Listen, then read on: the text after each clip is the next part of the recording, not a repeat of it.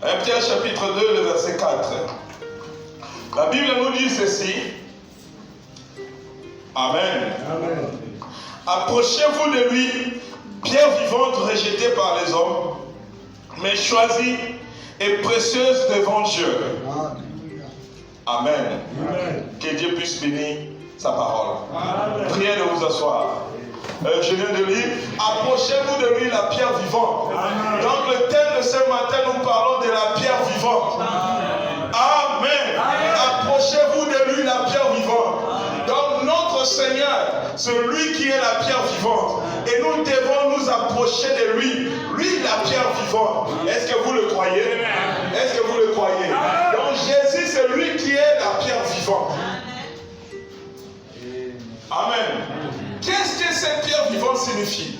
Si vous lisez la psaume, je n'ai pas le temps de lire cela, 118, verset 22. Amen. C'est le prophète David qui prophétise en disant, les bâtisseurs qui bâtissaient ont rejeté une pierre, et cette pierre est devenue le principal de l'âme. Car c'est de l'Éternel que cela est venu.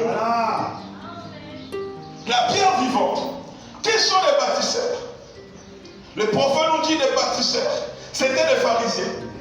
Le bâtisseur, c'était les sacrificateurs. Les bâtisseurs, c'était les conducteurs du peuple. C'était les prédicateurs.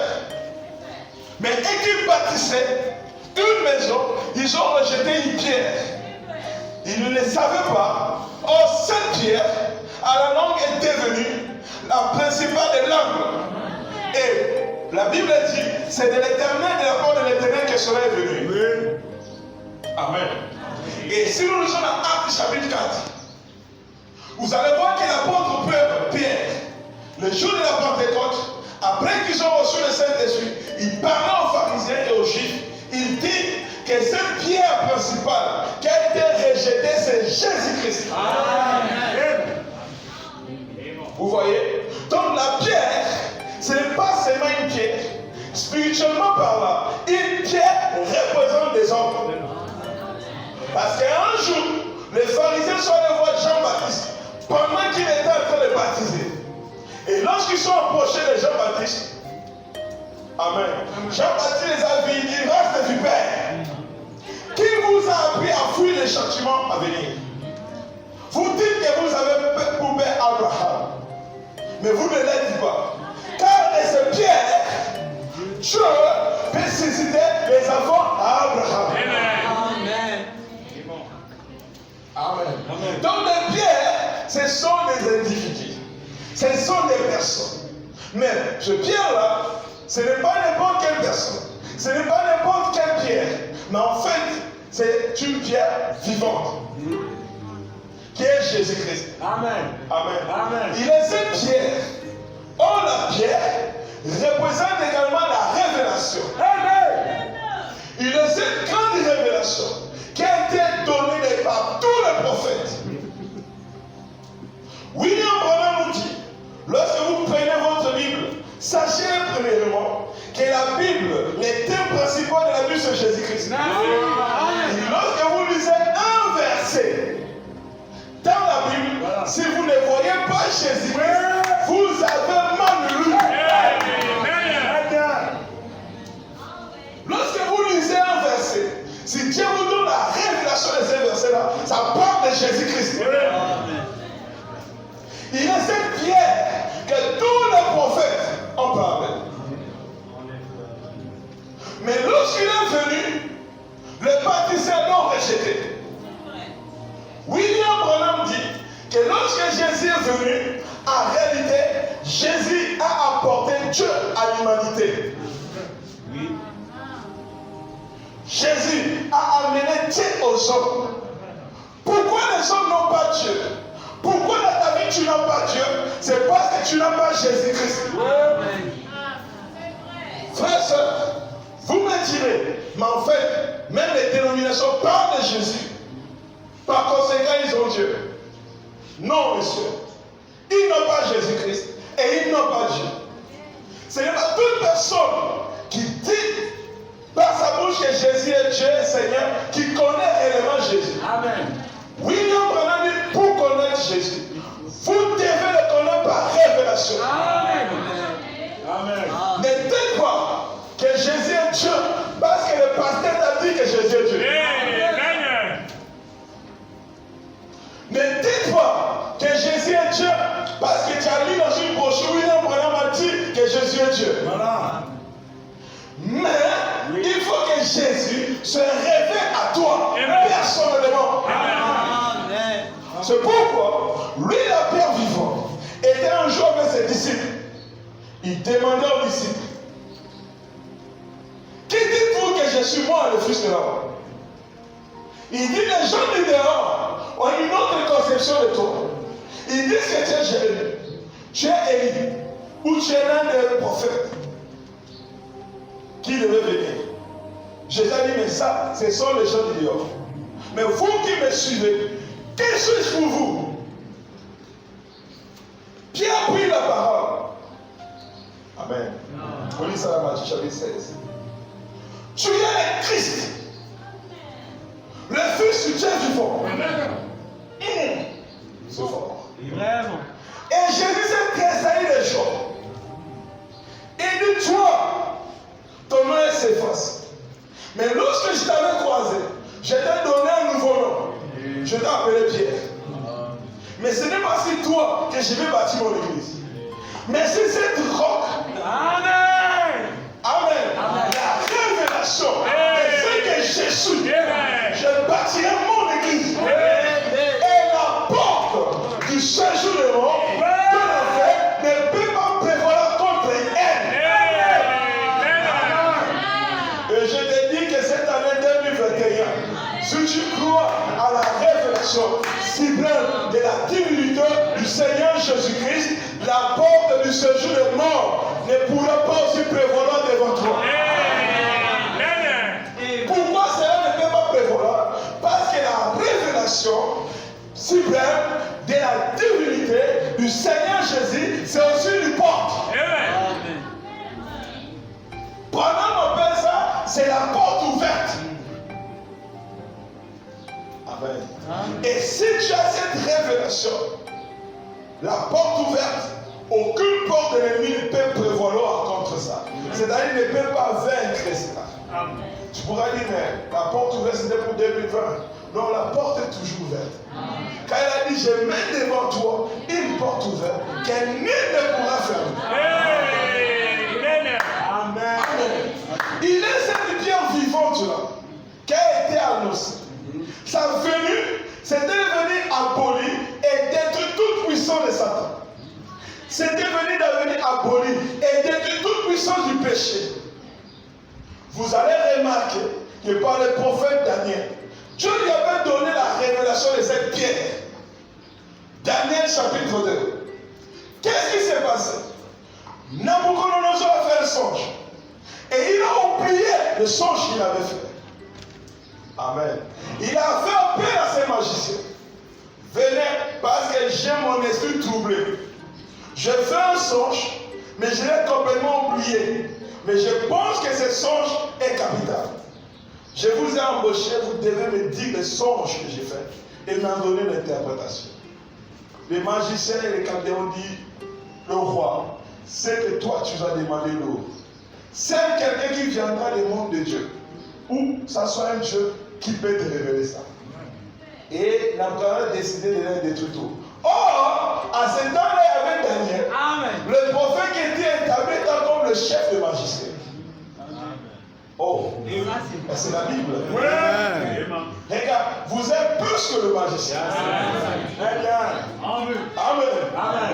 Daniel était plus que eux. Et Daniel a dit au roi, s'il te plaît, accorde-nous quelques temps. Nous irons rechercher une réponse. Et t'a donné l'interprétation. Et Daniel est allé dans la prière. Parce que c'est la prière qui change tout. Amen. La prière, il y a une puissance. On peut contacter Dieu par la prière. Amen. Bien qu'il soit prophète, ce n'est pas lui qui crée la vision. Mais c'est Dieu qui donne la vision. Amen. Et Dieu dit, invoque-moi et je réponds. Prie et je te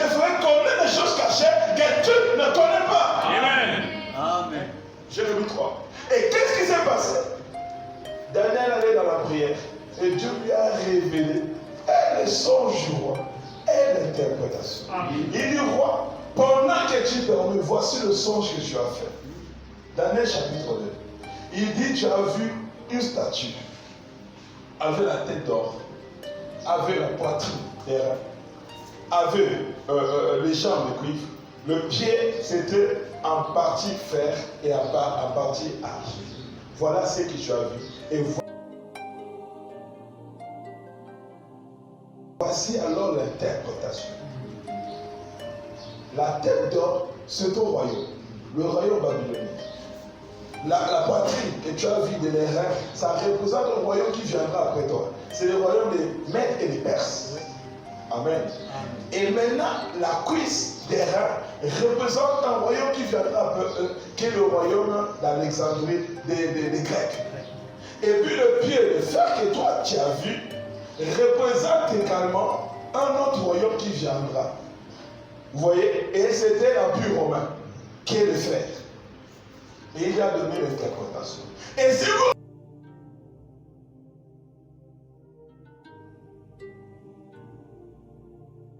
remarquez bien, la vision de Daniel, l'interprétation qui a été donnée dans Daniel chapitre 2, ça continue dans Daniel chapitre 7. Et lorsque Daniel a vu cette vision, au lieu de voir de nouveau une statue, mais il a vu des animaux. Il a vu le lion qui avait des ailes, qui est la puissance babylonienne. Il a vu l'ours qui avait une côte dans ses griffes, qui est la puissance du royaume des Mèdes et des Perses. Et il a également vu un léopard qui a 4 ailes, qui est la puissance du royaume grec. Et puis il a vu un animal qui n'avait pas donné de nom, qui était un animal mystérieux, qui était un animal qui écrase tout, qui était un animal féroce. Et cet animal avait 10 corps.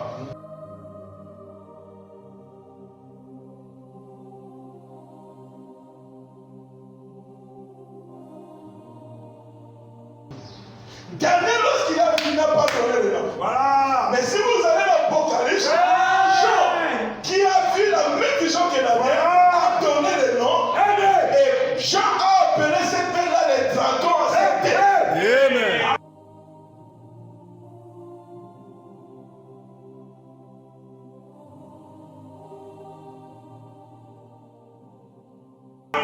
C'était Satan. Maintenant, la vision ne s'était pas arrêtée là. Il fallait que Pierre vienne pour abolir et détruire cette puissance. Parce que Branham dit, lorsque vous voyez des animaux toujours représentaient une puissance. Amen. C'est ce qui a représenté les animaux. Maintenant, Daniel a vu que cette pierre devait se détacher de la montagne. Ça, on s'occupe aucunement. Et c'est de la part de l'Éternel que cela est venu. Et lorsque cette pierre-là va descendre, ça doit écraser la statue. Et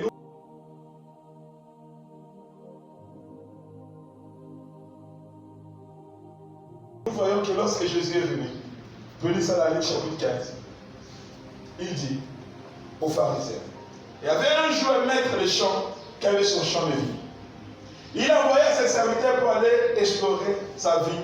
Et lorsque les gens qui travaillaient dans la vie vu ses serviteurs venir, il les maltraitait, il les flagellait et il les chassait. Il envoyait encore un autre. Il agissait pareillement. Il dit, mais comment ces serviteurs-là, c'est mon champ. Et moi j'envoie mon fils et j'envoie mes serviteurs pour superviser et ils ne les reçoivent pas. Bon, cette fois-ci, je pense que je ne vais plus envoyer un serviteur. Est-ce que vous comprenez? Oui. Je vais envoyer mon propre fils. Amen. Peut-être qu'ils auront égard à mon fils. Et lorsque son propre fils est arrivé, les bandits qui étaient là, les bâtisseurs qui étaient là, ont dit, voilà là l'héritier de toutes choses. Apparemment de lui, et détruisons-le, tuons-le. Et d'un coup, le pharisien a compris qu'il parlait d'eux. Et que le fils qui était envoyé, c'était Jésus. Amen. Il est le fils à engendrer les dieux. Vous savez, frère, voilà, la pierre qui tombe sur la montagne, sans aucune main, cela veut dire qu'il n'est pas venu par l'intervention de l'homme et d'une femme. Il n'est pas venu par le rapport sexuel. Mais il est venu par une naissance virginale, par la création de Dieu. Amen. La pierre qui est donnée la vie, arrêtez, ce n'est pas une pierre, mais c'est une pierre vivante. Une pierre qui marche, une pierre qui parle, une pierre qui agit. Et lorsque cette pierre est venue, et ils avaient une conception charnelle, que lorsque Jésus viendrait, il allait d'abord détruire le royaume romain, il détruit ce royaume-là et établit le royaume messianique physique. Or, ils ne savaient pas que pour que tu puisses avoir la victoire physique, il faut d'abord avoir la victoire spirituelle. Alléluia! Pourquoi aujourd'hui les gens veulent avoir la victoire? Amen. Physique. Mais ils n'ont pas la victoire spirituelle. Ils n'auront pas la victoire physique. Amen. Pourquoi aujourd'hui les gens veulent être prospères physiquement, matériellement? Tant que l'âme n'est pas encore prospère. Pourquoi les gens veulent avoir une délivrance si l'âme n'est pas encore délivrée? Tout commence dans les niveaux spirituels. Et quand Jésus est venu pour sa première venue, c'était pour un travail spirituel. La Bible dit, Paul dit dans Romains 12, que Jésus était venu pour détruire tout le puissant de l'ennemi. Oh, si vous remarquez, Satan en fait, en réalité, il avait trois puissances. C'était le lion, c'était l'ours et c'était le léopard.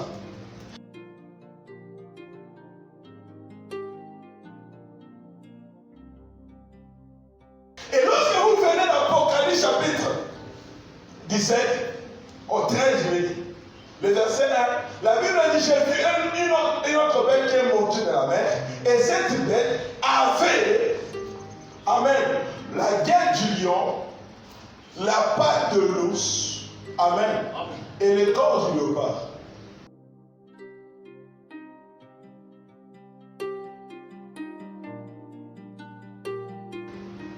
Branham dit ce sont les trois puissances-là qui en fait formaient ce qu'on appelle ça les dragons rouges. Qui est Satan, qui était la puissance au temps où Jésus est venu lors de la purge romaine. Amen.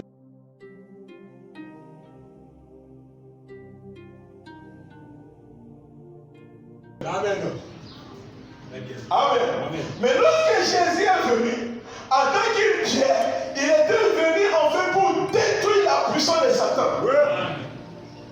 C'est pourquoi dans les messages ces jours-là au calvaire, William Branham dit que lorsque Jésus est mort à la croix, il a brisé la tête des serpents.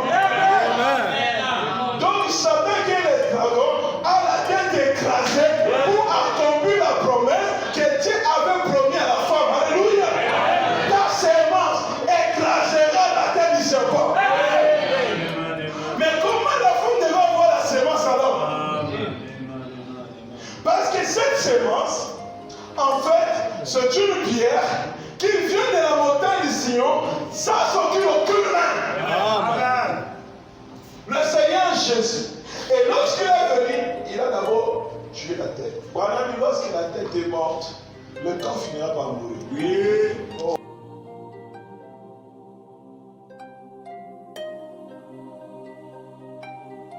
Oh, quelqu'un devait dire Amen. Il te dit que Satan a la tête écrasée. Amen. Jésus, la mort de Jésus à la croix, il a rendu l'impuissance Satan. Amen. Oui. Oui. Oui. Amen.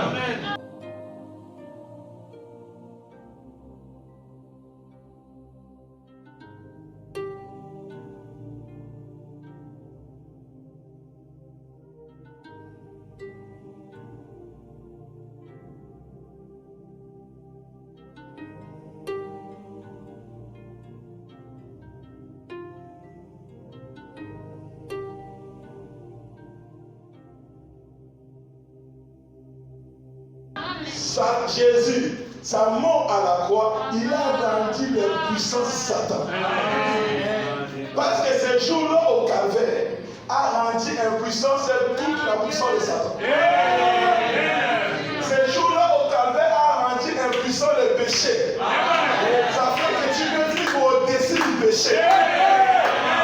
Ce jour-là au calvaire a rendu impuissant chaque circonstance que tu as rencontré et ce que tu rencontreras durant 2021.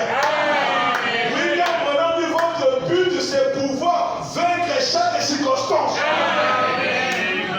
Vous pouvez le vaincre parce que la pierre était déjà descendue. Et cette pierre, on l'appelle la pierre principale de l'angle. C'est une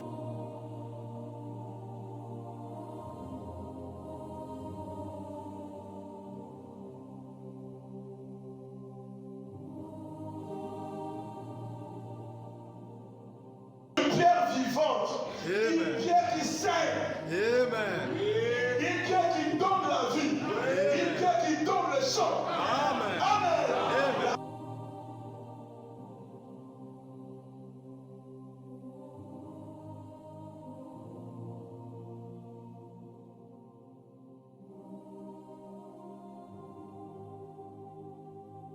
L'apôtre Paul nous dit que lorsque Moïse, les enfants d'Israël étaient dans le désert, ils avaient soif. Ils sont allés voir Moïse. Mais Moïse, nous avons soif. Nous voulons boire de l'eau. Tu vas venir pour mourir ici. Oh, c'était juste une épreuve.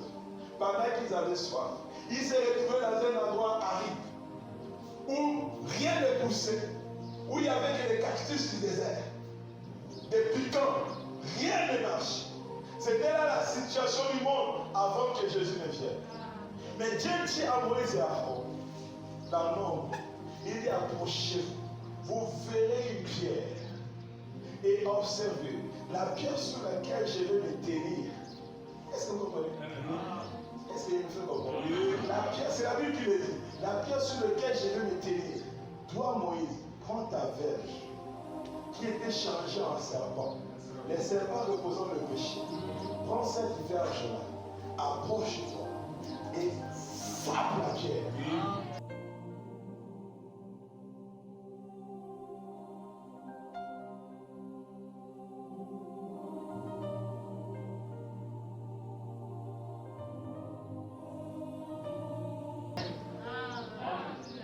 Et cette pierre te donnera des eaux.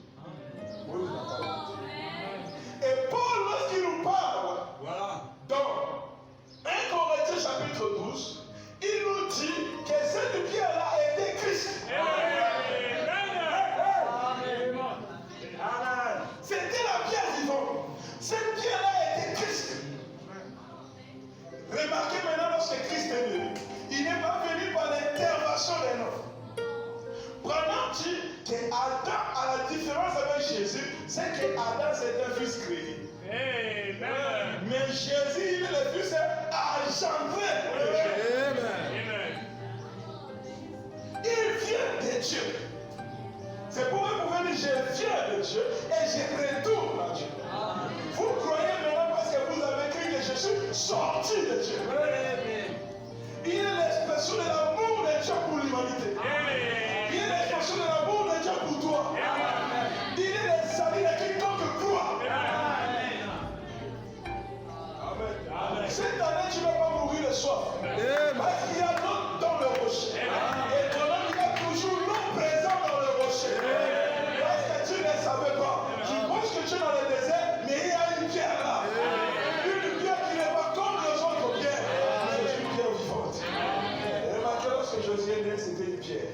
Il est descendu du ciel, tombé sur la montagne, sans aucune main. Il a vécu, à l'âge de 31 ans, il s'est fait baptiser. Dans Matthieu chapitre 3, la Bible dit lorsqu'il sortit de l'eau, l'ange de l'Éternel, l'ange puissant, Christ, le Saint-Esprit, Dieu lui-même, est descendu sous forme de la colonne de feu.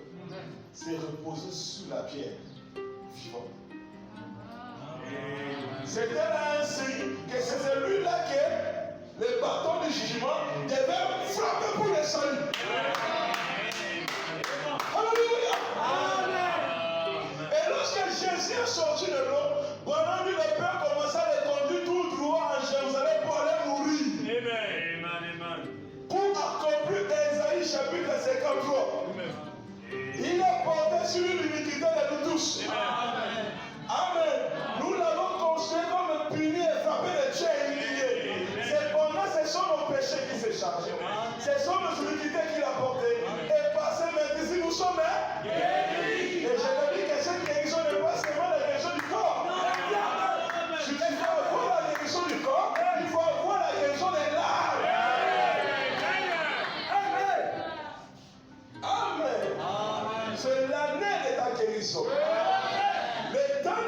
guérison est arrivée. Amen. Et lorsque cette pierre a été frappée par Moïse, Branham dit qu'il sortit de ces pierres-là des eaux. Branham dit des eaux au pluriel parce qu'il est sorti des catégories d'eau. Premièrement, l'eau du salut. Vous savez quoi? Et deuxièmement, l'eau de la bénédiction. Amen. Oh. Amen. Je le repère. Il dit ça dans le message toujours présent du rocher. Qu'en lui est sorti le salut des âmes. Mais en lui aussi est sorti la bénédiction. Tellement que la bénédiction est sortie de lui. Notre Joseph, la pierre vivante, ça fait que même le désert a fleuri.